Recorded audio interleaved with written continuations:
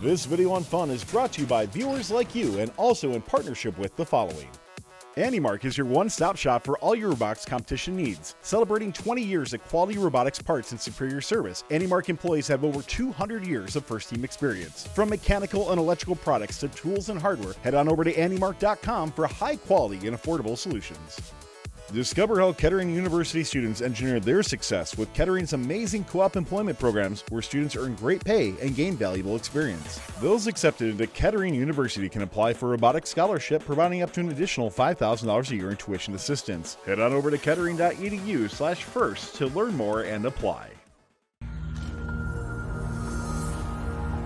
Hey everyone, my name is Jordan Miller, here with Cranberry Alarm, Ri3D. Here for the day 3 recap. Oh man, it's day 3. I'm Corey. I'm a Red Alert mentor.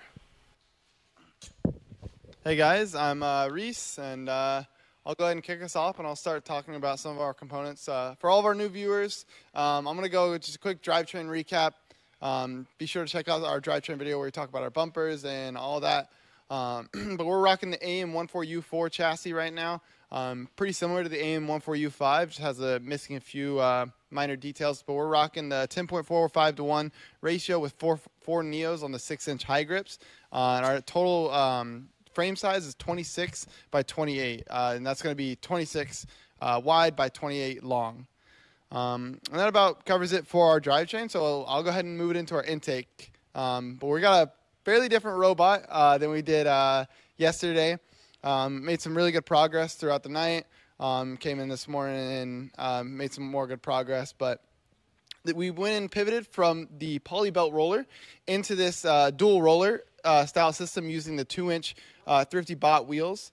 We're currently rocking a 1.75-inch gap here. So we're rocking about a 1/4 inch of compression on those wheels. And this is going to be mainly using a pivoting style intake. And so our goal is they're going to pivot down, we're going to grab the game piece, and then we're going to pivot back up, and then we're going to hand it off to the shooter. This is different from what we were originally planning, which was going to be a set of rollers that are going to guide the note into the shooter, and that was going to be pretty difficult for packaging. Overall, it's going to be heavier, and it's going to involve more systems. So this is kind of a way for us to package that all kind of into one, and hopefully it's a really clean solution, and so far we're really happy with it. So for now, we can go ahead and enable the robot. We can go ahead and just kind of give a quick demo of the intake and kind of showing the ground pickup. Like before, we really focus on ground intake. Human player station is something that we can do, but it's not one of our priorities. And we just think if we can pick up from the ground anywhere, we'll never have an issue. You see there, I think it worked pretty well. And then from there, it'll go back to the shooter, and it'll hand it off. So if you go and put the shooter at a low RPM, we can just kind of show it off. Let's do a few cycles, kind of show what the intake can do. And we've noticed with the wide intake, even though we may pick up the note left or right, the shooter handles it really well. You can see it goes through no problem right there. You would barely even notice that it was left or right.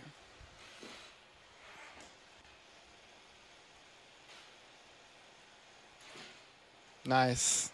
Yeah, really consistent on this. It definitely still has some more fine tuning to do. We can speed things up. We need to add some limit switches, make just everything a little bit more fluid. But so far, we're really happy with what we got right here. Do you want to grab a question from chat? We have coming in from Kobe CG asks, did they scrap the other intake with the belts in it? I mean, that's our #1 video so far. Why did we decide to go with this route, and was the other route not viable at all, or can you describe more about that? Yeah. So, Jordan, if you go ahead and bring the intake out for me. I'll go ahead and kind of bring it to this. So the polybelt intake still kind of lives on in this intake because the position of these two axles is actually the exact same. But the reason we kind of moved away from the polybelt is because that was going to be an entire system that was going to, the goal of polybelts is to kind of move an object from one place to another. We moved to this, and because the thing that's going to be doing the moving is going to be our Neo motor right here that's going to be doing the pivoting. We have this on a 100:1, and that kind of just does the whole rotation for us. And we thought this was going to be a much cleaner solution. It was going to be lighter. It was going to be a little bit more robust, and it was going to be a little bit more reliable and easier for teams to implement. It's going to be a little bit harder for teams to program, but should be pretty good. Question coming in from Aaron asking in chat, how heavy is the intake, and is the motor being currently limited? Specifically, why is it so slow at flipping in and out? Yeah, so it's a little slow flipping out right now because we haven't got a chance to really play around with the PID a whole lot. I can get off to Jordan. He can kind of talk more about the current limiting and the PID and stuff like that. Yeah, so we only spent around, I'd say 20 minutes just kind of guessing and checking PID tuning. It's nothing scientific. It was literally just like put in some numbers, see how it feels, guess again, repeat. You could definitely do much more scientific testing. We talked about, we don't have feed forward.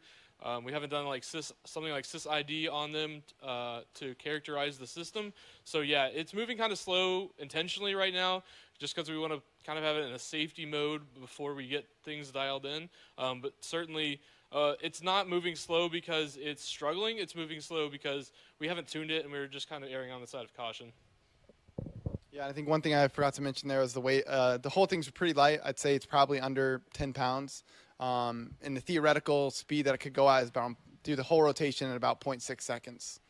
We do have a couple giveaways for tonight, so let's start our first one of the evening. So we have one from AndyMark for a $25 AndyMark gift card. So if you're interested in winning that, type in GOAT, because one of the things you could get with that $25 gift card is one of the awesome AndyMark GOATs. So type that in chat right now. Our YouTube subscribers, it's absolutely free. Click that subscribe button right now. You're going to get 3 times luck to win. Stay up to date on all first updates now videos as well. And chat, just a reminder, we'll try to grab as many questions as possible. However, if we haven't covered a mechanism yet, we're probably not going to grab that question just to make sure the Ri3D team is going to cover it as well too. And please take at first updates now for that as well. There's a question that comes in from Luke in chat asking about how does the transfer work as a viable option? So going from the intake into the shooter. I know we're not quite at the shooter yet, but can we show that transfer process? Yeah, let's do it. So far, we think it's really, really viable. We came up with it a little bit last night. Thought it would be a really good opportunity. So far it's been really good for us, and we've had basically 0 issues. There's still some fine tuning that we need to do with it. It's almost entirely self-centering. These game pieces are really forgiving.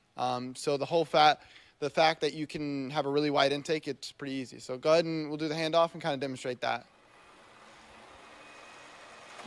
And we'll do one where it's off-center. So we're going to come up. So even with it off-center like that, we still may have some changes to make, but you can see we're clipping a little bit, but there we come out. It takes it no problem. And when we're taking subwoofer shots, that may affect your reliability, but when you're taking subwoofer shots, that has minimal impact.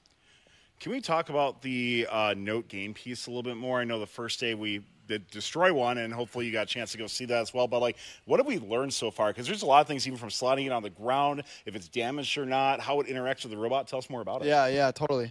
I really like these game pieces. First of all, I think they're really great. I think they're a lot of fun to play with. They're a great challenge. These game pieces are going to be consistent when they're on the floor. They can only ever be in one orientation, so that's why ground pickup is a really, really great option. One of the things is that they slide really well. We've noticed that with a little bit of wear, they slide a little bit worse, but I noticed they kind of slide like puck on ice.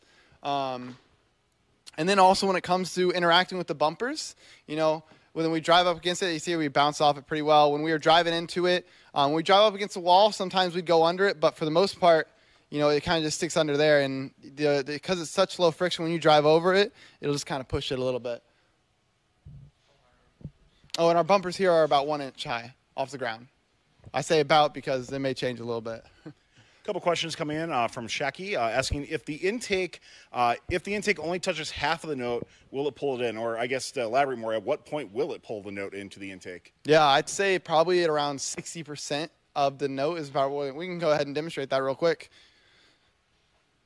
And this intake is about 18 7/8 inch wide. There's potential for even wider intake. It's just a matter of getting it all to work out. So you can kind of see when you get that little clip and you kind of just grab it a little bit, it's enough to kind of just pull it in. And that's why I say 60% because you just need a little bit to get it going. Alex Heron in chat asking, did you test different levels of compression on both the intake rollers and the shooter before landing on what it was? I know we'll get the shooter in a little bit, but what about for the intake rollers? Yeah, for the intake rollers, this one we didn't actually do a whole lot of testing with. We just kind of found, kind of went with instinct on this one and turned out pretty well. I will admit here, I'll go ahead and, can you pull up for me, Jordan? How much compression is there? Right now we have about 1/4 inch of compression. So in between the two rollers, about 1.75 inches. It is a little loose in here, you know, but it works really well for us because the wheels start to slip and it automatically limits itself. Let's start to get into the shooter area and talk more about how that's been working out. Let's do it. And I know we got some cool demonstrations, both with the intake and the shooter, both on the amp and on the subwoofer as well, too. I know chat really wants to see those things. Yeah, I'll pass this off to Corey. Yeah, so in yesterday's recap, we had this like static shooter prototype kind of just leaned up against, I think, some buckets over here. And since then, our shooter hasn't really changed at all. All we've done is slimmed it down, cleaned it up, made some new shooter plates so that our bearing spacings are correct, and we found that the shooter 5-inch compression between the wheels is very effective when shooting from the subwoofer. So go ahead and take a shot. You'll notice that we have this round cutout in the shooter. It's because as the note kind of comes in, we want to funnel the note into the shooter. But it doesn't really matter left or right exactly where that note is. As soon as it takes the left or right wheel, it centers up and fires correctly. These are the 4-inch Thrifty Bot 45 durometer wheels. We picked them because they've got a lot of mass and kind of act as flywheels. We've got 2 on each side, one front, one back, with neo vortexes to maximize the amount of contact time, get those notes accelerated and up to speed so that we have an accurate shot. So that was taking some shots from the front of the subwoofer, but we also tested taking shots from the side. Jordan, you can probably just bring it upright and then I'll drop them in since we don't have a lot of space here. We found on the sides of the subwoofer for a symmetrical robot such as ours, we kind of have to have an offset towards the center. Like this corner of the bumper lines up with the corner of the subwoofer. And I think that's something that the kit bot also showed they needed in order to make shots from this angle. Otherwise, and I don't know if we can maneuver the robot to show it, if you tuck yourself further into the corner, the note kind of just bounces off of the driver's station wall, and we're not really guaranteed to make it over the roof of the speaker and actually score the note. Do you guys know what the exit velocity is of the notes coming out? Somebody's asking, is it enough to hurt somebody? Like, did you calculate anything like that? We have not calculated the exit velocity. We will say that we're running these in voltage mode, the neo vortexes, and we're running them at about 60%. And we found that you don't really need more, and less is really only useful if you're trying to loft shots in from further. That's maybe something that we can show. With a slower wheel speed, the discs kind of drop off faster, and it's possible for them to, even though it looks like the shooter is going to just completely miss the mark,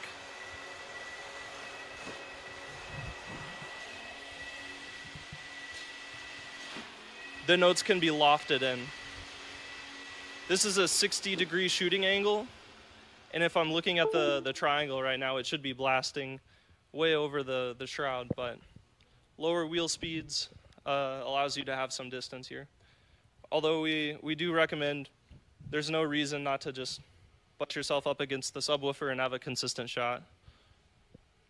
A couple questions on the intake came up that we'll grab in a second. Let's go ahead and draw for that giveaway from our friends at AndyMark first. for the $25 gift card. If you do win, please send First Updates Now or admin at firstupdatesnow.com an email with your email, or send Fun Tyler on the Fun Discord a DM with your information. Once again, GOAT was the keyword for that, and the winner is going to be Jeremiah Elliott. Congratulations. Lots of rigged emotes in chat, by the way. We clearly rigged it for this individual to win. And with that said, I know as we're talking about the shooter, let's talk about one of the shooter wheels they have on it, because we have an awesome giveaway. I just talked to Ryan Donio from the Thrifty Bot. They just got these in stock. These are the 45A durometer wheels. Can you tell us a little bit more about it, and then we'll start the giveaway for it? Yeah, so it's a 4-inch wheel, 1.5 inches thick. It's 45 durometer. We found that it grips the notes really well, and the ones that we have on our robot have shown no wear. They don't seem to tear up the notes any more than you would expect. And we liked them because they're heavy. You can't feel it, but the apparent mass of them, we think it gives us an advantage in keeping the wheels up to speed whenever the note's going through them. So if you want to win a pair of these, type SOLID in chat, SOLID, for the solid drum. We did 45A yesterday, so we can't do that one for the keyword. But SOLID, type that in chat. That's your opportunity to win a pair of those from the Thrifty Bot. Thanks a lot to the Thrifty Bot for that, as well as thethriftybot.com. As mentioned, we did have a couple questions about the intake, so let's go back to those real quick. Did you try an intake prototype with wheels on the sides instead of the top and the bottom at all, or any thoughts in regards to that type of intake? Yeah, so we really only stuck with the dual roller style intake, which is the kind of the pinching style roll type, which saw really popular was last year in 2023 for the cones. When along those regards, if you're talking about those side rollers, if you mean for pinching the roller, I think that could be definitely effective. Or if you mean for centering, the polycarb piece that we have on the back that is curved right here does a great job of encouraging the note to be centered. A question going back to the shooter from Kobe CG again. Do you think if you go from a far distance, can you use a faster speed to score into the subwoofer? I think if we had a variable angle shooter, and we haven't tested this since ours is static on the robot, fixed at 60 degrees. If you were able to nudge it up or down, 20 degrees, it could likely fire from like halfway across the field with pretty reliable consistency. That's a guess, just seeing how the notes fly through these wheels. Maybe it's important to note that we're knuckleballing the notes right now, meaning that both sides of our shooter are running at the same speed, so the notes really don't have any spin whenever they exit our shooter. We've had a lot of questions in our live stream about trying a shooter where one side is a wall with grip tape, and then the other side is something like this with a couple wheels, which would induce a lot of spin. We just didn't get around to testing that. And one of the things mentioned, that is on the kit bot as well with the two wheels on the side. So if you're interested in seeing more of that, check out the first kit bot for that as well. I don't know if we mentioned how much compression there was on the shooter, but what other compressions did you try, and why was this the best fit? Yeah, so the compression right now is 5 inches of compression, so the note is 14 inches wide. The wheels, tangent to tangent, is 9 inches.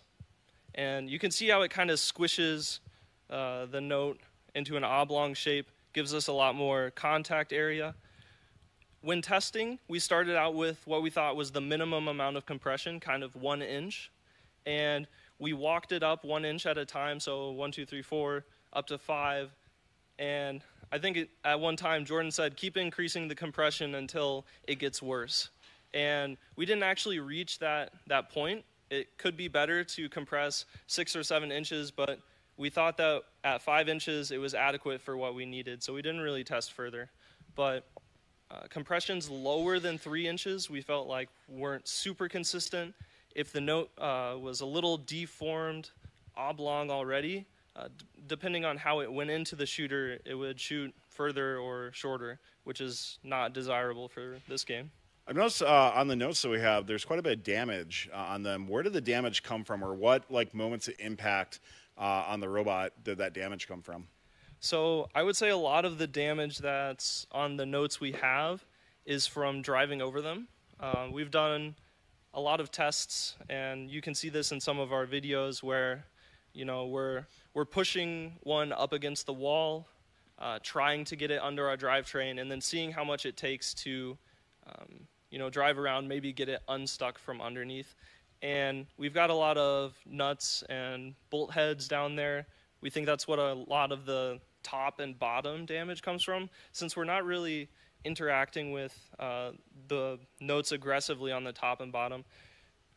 We do have the rollers on the intake, but since the compression is only a 1/4 inch, whenever those sit and spin, they're not really doing much damage to the note. We're going to take one more question. This one's about the intake, and then we're going to move on to a couple other specs. Like we have that little, we'll call it the climber on the robot as of right now. But a couple questions came in about the durability of the intake on it.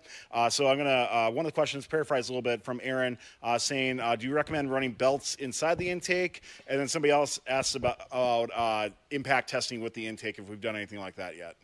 Yeah, so when it comes to running the belts inside the intake, I think this just boiled down to the design of it. I think the more important thing about the belts is not necessarily running the belts on the inside, it's going to be running the motor on the inside. So that's kind of what derived the belts being on the outside, is that I wanted the motor to be inside, and it was just easy to keep everything on the outside. It'd be really easy to add a standoff plate to kind of protect those belts and really make sure that's solid, but we just haven't gotten around to that. As far as impact testing goes, it's polycarbonate, so it's going to be pretty solid, and I think it should handle a lot of impacts. Speaking from experience, polycarbonate's super resilient. You may have some failures every once in a while, but if you continually iterate, usually it'll hold up for most of the season. This is 1/4 inch polycarbonate, by the way. We had one more really good question about the shooter coming in that I want to cover from Bashues. Asked, what is the idea behind having 4 wheels on the shooter? And I'm going to say in tandem in that way. Could you just have 2 wheels, like one left and one right instead? Yeah, I think that both are viable options. Even 6 is a fine choice. But if you've only got 2 wheels, then the amount of compression or the amount of surface area that you're having with the note as it travels through your shooter is just less. Like, you have less contact with the note as it travels through, and so there's less less surface in order to impart the force of the wheels, actually accelerate the thing to the speed that you want. So we didn't try 1 wheel. We went straight to 2 because we liked how it looked whenever the note was going through it. Could 2 wheels work? 1 left and 1 right? Yeah, probably. But they probably have to be running much faster. There's a chance that maybe since it's a much more aggressive acceleration, you're ripping the sides of the notes then. We didn't test it, but those are some ideas about it. So, chat, we'll get back to a little more shooter testing and stuff later on. Let's move on to a couple other aspects of the robot. What else do you guys want to cover, and what else is new on this robot as right now? Yeah, so one thing that we had a chance to test today, try out, was using both the intake and shooter to score in the amp. And I believe that we have a YouTube video out about this and all the different configurations we tried, but we want to briefly do an overview here as well. So for each of these tests, we kind of want to pick all of them up from off the ground, since we want to make sure that the notes are being loaded realistically into our intake. And then once it's at this angle, we can pass it into our shooter we've got here that we're testing. It's at a low speed, it's like 10%. But our goal is to kind of loft it up, hit it off the backboard, and then have the note drop down. We found that with a shooter, its location, angle, it can kind of plop the notes in if it's at the right speed. However, we found that it's pretty inconsistent for us.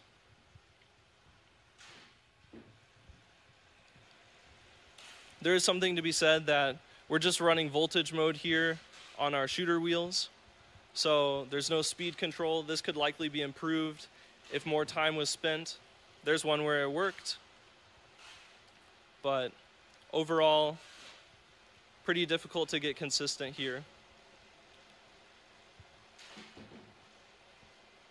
Another thing that we tried and had more success with today was using the intake and kind of ejecting from the intake in order to score into the amp. So as soon as we have it picked up, this sort of halfway vertical position, we found lines up really well to pop the notes out. And with some luck, we found our consistency here throughout the day was around 60%. Again, we're running voltage mode on these wheels, so more testing and an exact speed might improve results. There's a success.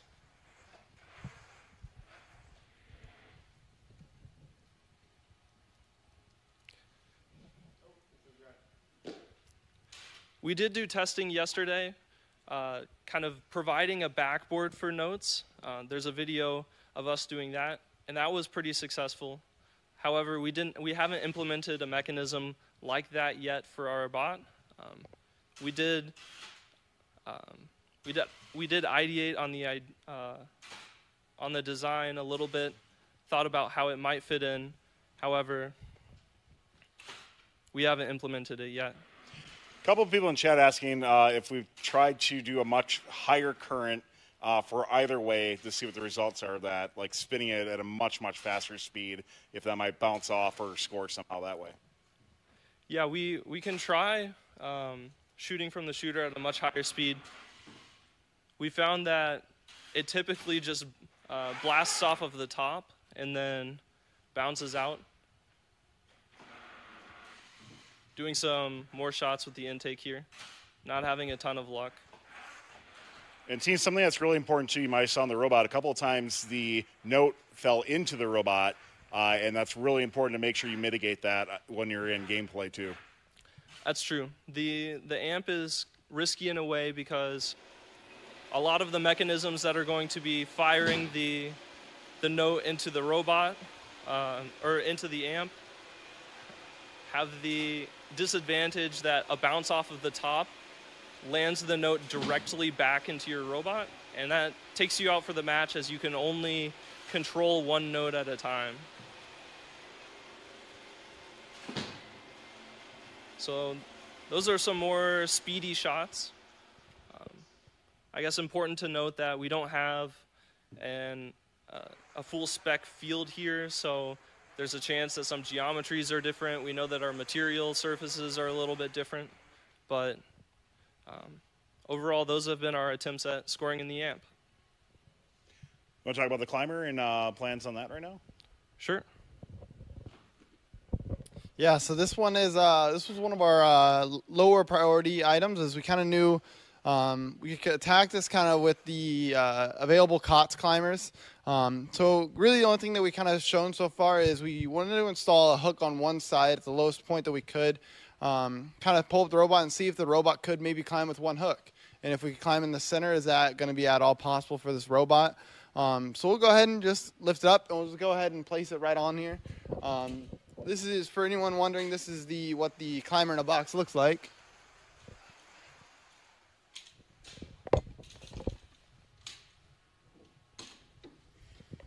But you can kind of see once we get the robot hanging on there, you can see our bumpers are still contacting here.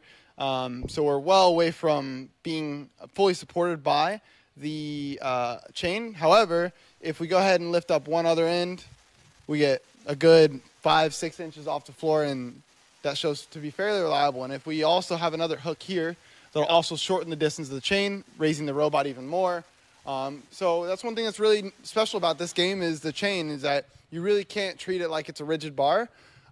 If you're point loading the chain, you're going to expect it to be lower than its rated 28 inches. And if you're spreading load across the chain, you may be higher than that 28 inches. So that's just something to watch out for the chain.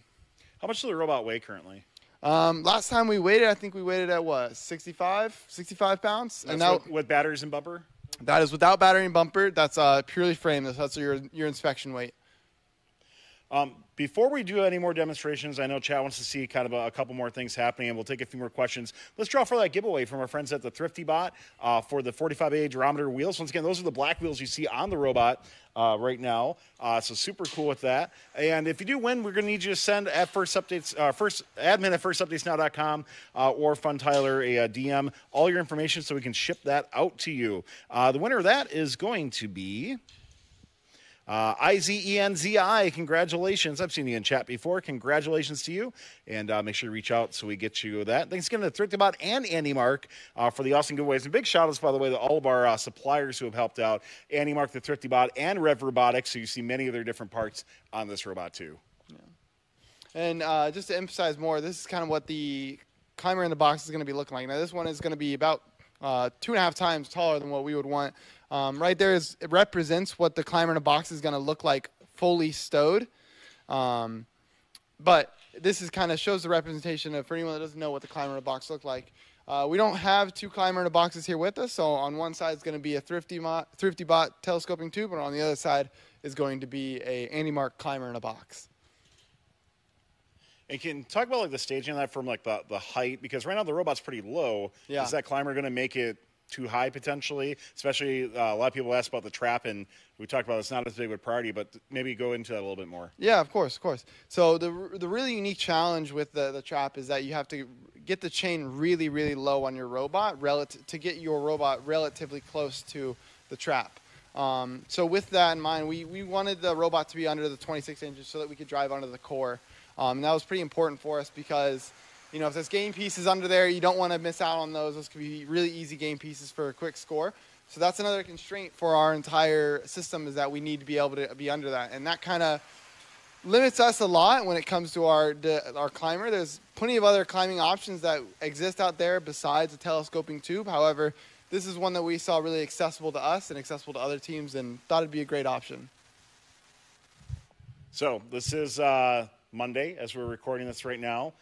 The final reveal is going to be noon Eastern tomorrow, Tuesday. And of course, if you can't make it, we know a lot of you are in school. It is on YouTube, so hopefully you get a chance to watch it. But we'll make sure we export that to YouTube afterwards so everybody can see. But what are the high priorities right now for your team to get done between now and noon Eastern tomorrow? Yeah, there's definitely kind of in crunch time at this point. But Jordan, you want to take this one? So obviously, like Reese mentioned, we're trying to put 2 different climbers on either side. So that's probably our highest mechanical priority. As far as controls things, we do have a limit switch that we were trying. We've mentioned before for the intake to know programmatically when we have a note. So we've put that on there and have it wired up, but don't have it implemented in the programming in a useful way yet. So that's kind of next on the list for that. As well as some more just like cleanup things with the driver controls. You know, it was mentioned before, the arm is kind of moving slowly, the intake pivot. So, you know, spending some more time to fine tune those kinds of things, getting the intake speed for scoring in the amp dialed in, things like that. We'll take kind of a couple final questions from Chad. And Chad, if we don't get to any during the actual show here, we'll try to grab in chat afterwards. I think Chad answered this, or other people in chat answered this. How many motors are on the robot currently? And will there be any more with the addition of the climber? So 8 currently, and then there will be 10 total. So 2 more Neos going on, 1 on each of the climbers.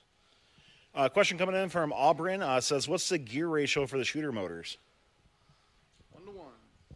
Yep, it's 1 to 1. So it's the new Rev Vortex motors, and they are just direct driven on the shooter wheels. Do you currently have a code accessible on GitHub? We do. So github.com/Cranberry Alarm. There's a repo called CA24_robot code. Or if you don't remember that, just remember Cranberry Alarm.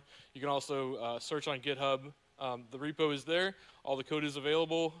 We push it like literally in real time as we're developing things. So you can kind of follow along our progress there. So tonight we're going to a minimum of midnight Eastern, maybe later. How much sleep did you guys get last night, by the way? We left the shop at like 3 a.m. our time and got back around 8:30. So not awesome. a whole ton of sleep. So we'll see. We'll run the stream as long as possible. And chat, if you are watching live as well too, stick around and ask more questions, see more work getting done as well too. We're going to let the Ri3D Cranberry Alarm team get back to it. But make sure you check out all of our videos we're posting at First Updates Now on YouTube. Tons of videos right now for you to go into and see that progress through, especially depending where your team's at. You might need to look at something from day one, depending where your team is at. You might be ready for day 3. Go check out all the videos at First Updates Now. And of course, we'll be streaming live. If you are watching live, we'll be streaming on Tuesday from 9 a.m. all the way through our reveal, which starts at noon Eastern until that gets done. So probably about 1 p.m. or so we'll be ending the stream there. So make sure you take a look at that. But if you're in chat, let's give all the Cranberry Alarm people a big round of applause in chat and thank them for all their amazing hard work and inspiration. So we appreciate you guys and can't wait to see what they come up with. So we're going to let them get back to it. Thanks a lot, everybody. And thanks again to all of our sponsors here on First Updates Now and part of the Ri3D Cranberry Alarm team. Thanks, everybody. This video on fun is brought to you by viewers like you and also in partnership with the following. Discover how Kettering University students engineer their success with Kettering's amazing co-op employment programs where students earn great pay and gain valuable experience. Those accepted into Kettering University can apply for a robotics scholarship, providing up to an additional $5,000 a year in tuition assistance. Head on over to kettering.edu/first to learn more and apply. AndyMark is your one-stop shop for all your robotics competition needs. Celebrating 20 years of quality robotics parts and superior service, AndyMark employees have over 200 years of first-team experience. From mechanical and electrical products to tools and hardware, head on over to andymark.com for high-quality and affordable solutions.